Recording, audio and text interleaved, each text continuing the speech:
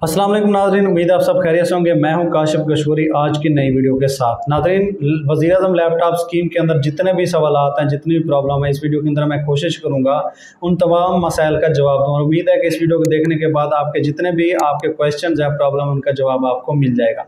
सबसे पहला क्वेश्चन आता है, कौन से स्टूडेंट जो है वो इस लैपटॉप स्कीम के लिए एलिजिबल हैं। तो सिंपल सी बात है, गवर्नमेंट यूनिवर्सिटीज़ के ऐसे तमाम स्टूडेंट्स यानी जो गवर्नमेंट यूनिवर्सिटीज़ के अंदर इनरोल हैं, और एक चार्ट आपको दिया गया है। अगर मैं आपको वो चार्ट थोड़ी देर में दिखाता हूँ। इस चार्ट के मुताबिक, ये वाला चार्ट है, इस चार्ट के मुताबिक अगर आप देखें, दो डेट्स आपको दिएंगी हर डिग्री के अंदर। पीएचडी है, एमएस, एमफिल, यानी ये वाली डिग्री आपने देख लेनी है। अंडर ग्रेजुएट है, पोस्ट ग्रेजुएट, जो भी आपके पास है, तो इन डेट्स के दरमियान अगर आपने एडमिशन लिया तो आप एलिजिबल हैं। जैसे दो एग्जाम्पल मैं आपको देता हूँ। पीएचडी के अगर आप एग्जाम्पल देखें, 30 जून 2018 यानी इस डेट या इसके बाद आपने एडमिशन लिया हो, और 30 जून 2023, इन दोनों डेट्स के दरमियान अगर आपने एडमिशन लिया है तो आप लैपटॉप लेने के लिए एलिजिबल हैं। इस तरह दूसरी एग्जाम्पल अगर सेकंड लास्ट पे आपके पास है अंडर ग्रेजुएट 4 ईयर और 5 ईयर।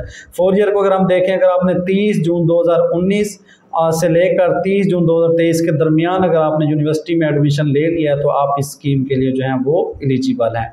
तो फर्स्ट ऑफ ऑल क्राइटेरिया आपके पास ये है कि आपने इन डेट्स के अंदर एडमिशन लिया हुआ होना चाहिए। नेक्स्ट क्वेश्चन ये आता है कि क्या जो इवनिंग क्लासेस के स्टूडेंट हैं वो इसके लिए अप्लाई कर सकते हैं या नहीं कर सकते। तो अंडर ग्रेजुएट जो प्रोग्राम है उसके अंदर अगर आपने मॉर्निंग में लिया या इवनिंग में लिया तो आप उसके लिए एलिजिबल हैं लैपटॉप के अंदर। चाहे आपका इवनिंग के अंदर एडमिशन हुआ तो आप उसको भी अप्लाई कर सकते हैं। अच्छा, थर्ड क्वेश्चन जो पूछा जाता है कि हम एमबीबीएस के स्टूडेंट हैं, हम अप्लाई कर सकते हैं या नहीं कर सकते।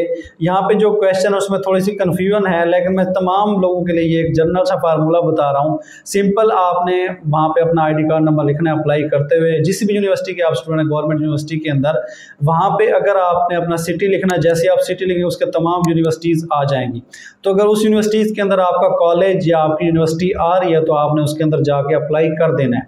अप्लाई करने में आपको कोई मसला नहीं है, आगे रिजेक्ट हो जाए वो अलग बात है। लेकिन मैंने जो चेक किया, जो एमबीबीएस के स्टूडेंट है वहाँ पे उनका अप्लाई हो रही है। खासतौर पे मैंने मेरे ख्याल में किंग एडवर्ड यूनिवर्सिटी का देखा था, वहाँ पे एमबीबीएस का भी अप्लाई हो रहा था, जो दूसरे प्रोग्राम थे उनका भी अप्लाई हो रहा था। तो आपने जाके वहाँ पे अप्लाई कर देना। अप्लाई करने में आपको कोई इशू नहीं है। अगर आपकी यूनिवर्सिटी आ रही है, आपका प्रोग्राम आ रहा है, तो आपने सिंपल वहाँ पे जाके अप्लाई कर देना है। अप्लाई करने में आपको कोई इशू नहीं होगा।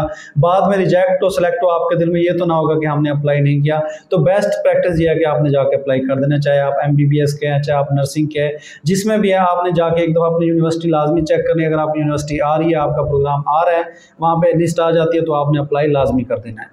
अच्छा, क्वेश्चन ये आता है कि क्या हम अपने पेरेंट्स का जो है आईडी कार्ड इस्तेमाल कर सकते हैं। नहीं, आप अपने पेरेंट्स का आईडी कार्ड इस्तेमाल नहीं कर सकते। आपने अपना आईडी कार्ड नंबर इस्तेमाल करना है, क्योंकि जब रिसीविंग होगी तो आपका आईडी कार्ड नंबर देखा जाएगा।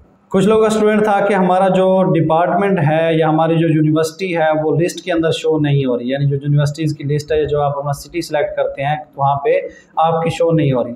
तो इसका जो प्रॉपर हल है, आपका जो फोकल पर्सन है, वहाँ पे आपके पास ऑप्शन भी, आप जाके अपना फोकल पर्सन देख सकते हैं। फोकल पर्सन का लिंक है, वहाँ पे जाके फोकल पर्सन देखें और उससे कॉन्टैक्ट करें।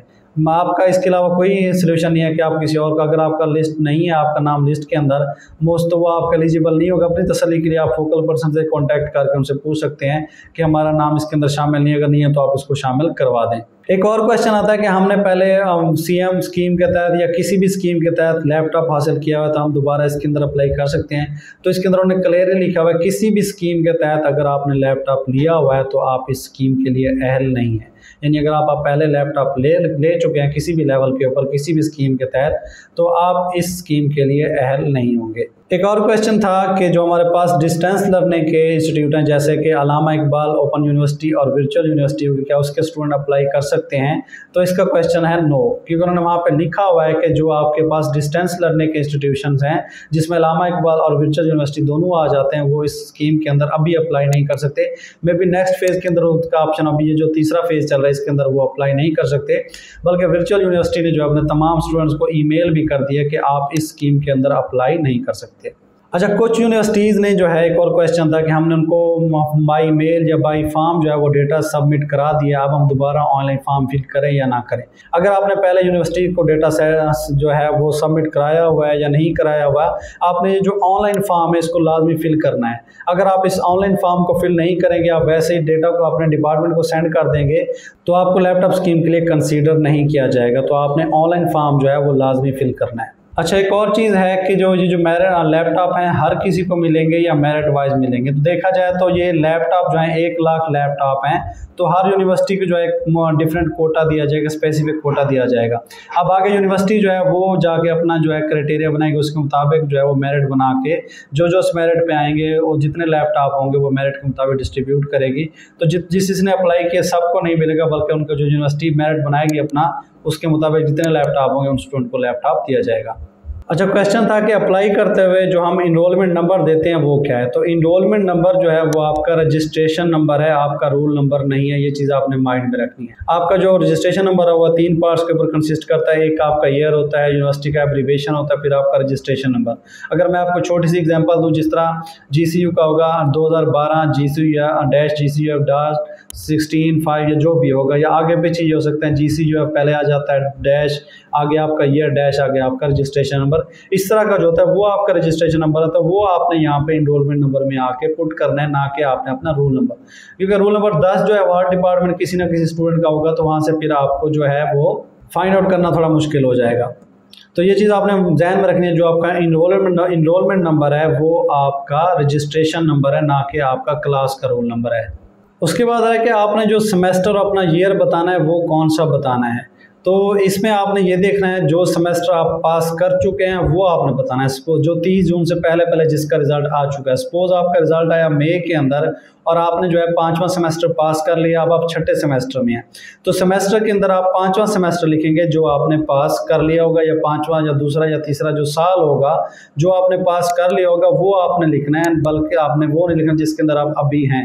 क्लियरली यहाँ पे लिखा हुआ है कि select the semester passed as of June 30, 2023, यानी 30 जून तक जो आपने सेमेस्टर पास किया यहाँ पे आपने वो लिखना है। नेक्स्ट आ जाता है कि जो आपने CGPA या जो आपने मार्क्स लिखने हैं वो कौन से सेमेस्टर के लिखने हैं, GPA लिखनी है या CGPA। तो आपने जो है वो ओवरऑल CGPA लिखनी है, ना कि आपने GPA लिखनी है। जैसे आपने 5 सेमेस्टर जो है वो आपने पास कर लिए हैं, अब आपने 5 सेमेस्टर की जो CGPA बनती है आपने वो लिखनी है, ना कि आपके जो 5वें सेमेस्टर के अंदर GPA आई थी आपने वो लिखनी है। तो ये चीज़ आपने माइंड में रखना है कि जो ओवरऑल आपकी CGPA होगी आपने वो लिखनी है, GPA आपने नहीं लिखनी। हाँ, इन केस अगर आपका पहला सेमेस्टर है या पहला ईयर है या आप दूसरे में आपके पहले का रिजल्ट आ चुका है, तब आप जब पहले का होगा तो उसके अंदर GPA ही होती है, तो आपने GPA लिखती है। और एक और आपके पास यहाँ पे केस बनता है कि आपका पहला सेमेस्टर है या आपके पास जो है वो पहला साल है, तब आपने क्या करना है, अभी तक आपका रिजल्ट नहीं आया, तो आपने जो आपकी प्रीवियस डिग्री होगी उसकी जो परसेंटेज है वो आपने लिख देनी। यानी अब यहाँ पे आप CGPA की बजाय आपने परसेंटेज सेलेक्ट करनी है और यहाँ पे जाके आप जो है वो परसेंटेज लिखेंगे जो आपकी प्रीवियस डिग्री होगी, अगर आप पहले सेमेस्टर के अंदर या पहले साल के अंदर मौजूद हैं। और जो आपकी CGPA इसको आपको परसेंटेज में कन्वर्ट करने की ज़रूरत नहीं है। अगर आपने CGPA सेलेक्ट किया हुआ है तो आपके जो क्राइटेरिया उसके मुताबिक जो है वो CGPA को परसेंटेज में खुद ब खुद सेलेक्ट कर देगा, या आपकी परसेंटेज के मुताबिक आपकी CGPA को कन्वर्ट कर देगा। यानी अगर आपने एक चीज़ लिखी, या तो आप परसेंटेज लिखें या आप CGPA लिखेंगे, तो दूसरे में खुद ब खुद जो है उसको कन्वर्ट कर देगा। सबसे इम्पोर्टेंट क्वेश्चन जो है कि हमने जो है वो रॉन्ग इन्फॉर्मेशन के साथ जो है वो एप्लीकेशन सबमिट कर दिया, अब हम उसको कैसे एडिट करें।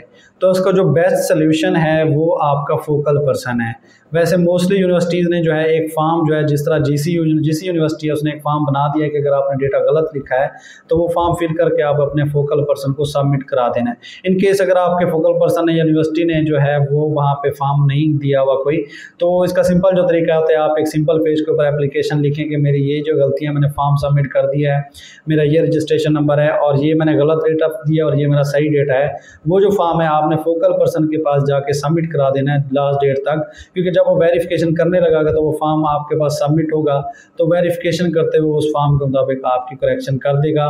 तो ये इसका ही सोल्यूशन है कि आप किसी और जगह पे इसको चेंज नहीं कर सकते, आपका फोकल पर्सन ही उसको ठीक करेगा। नेक्स्ट क्वेश्चन कि लैपटॉप कब मिलेंगे। अभी तक कोई टाइम फ्रेम नहीं दिया गया कि लैपटॉप कब मिलेंगे, वेरिफिकेशन कब होगी। यानी जो भी प्रोसेस है, पहले आप लैपटॉप एप्लीकेशन आप सबमिट करेंगे, एप्लीकेशन सबमिट करने के बाद आपने जाके अपना स्टेटस चेक करना है। अगर आपका स्टेटस अप्लाइड आ रहा है तो फिर आपने वेट करना है 30 जून का। 30 जून के बाद जो भी HEC का क्राइटेरिया होगा, यूनिवर्सिटी होगी, उसका फोकल पर्सन उसको जो है वो वेरीफाई करेगा। मे भी महीना तो आराम से उसके अंदर लग जाएगा, उसके बाद जो है डिस्ट्रीब्यूशन की कोई उसके अंदर डेट आएगी। तो नाज़रीन ये तो वो क्वेश्चन जो बहुत से मेरे कमेंट्स के अंदर मुझे लोग बता रहे हैं, इनबॉक्स करके बता रहे थे, ये जो क्वेश्चन जो तो जनरल सब के आ रहे, तो मैंने कोशिश की एक वीडियो बना दूं। अगर फिर भी आपका कोई क्वेश्चन रहता है या आपको कोई प्रॉब्लम आ रही है तो आप कमेंट्स बॉक्स में आप बता सकते हैं, मैं उसका रिस्पॉन्स करूँगा। और वीडियो को जो है आपने लाइक कर देना है, कमेंट कर देना है और वीडियो को शेयर करते हैं ताकि दूसरे लोग का भी फ़ायदा हो। अपना बहुत सारा ख्याल रखिएगा। अल्लाह हाफ़िज़।